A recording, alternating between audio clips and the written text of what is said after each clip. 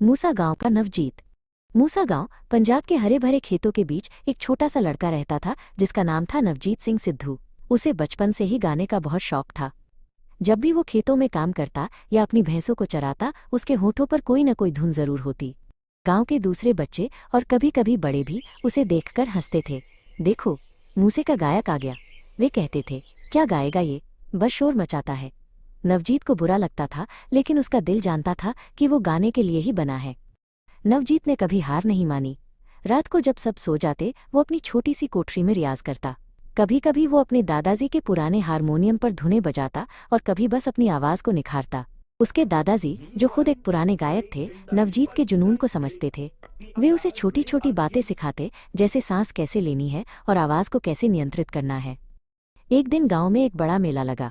वहां एक गायन प्रतियोगिता भी थी। नवजीत ने हिम्मत जुटाई और अपना नाम लिखवा दिया। गांव वालों को फिर हंसी आई, ये फिर आ गया गाने। जब नवजीत की बारी आई तो उसने अपनी आंखें बंद की और अपने दिल से गाना शुरू किया।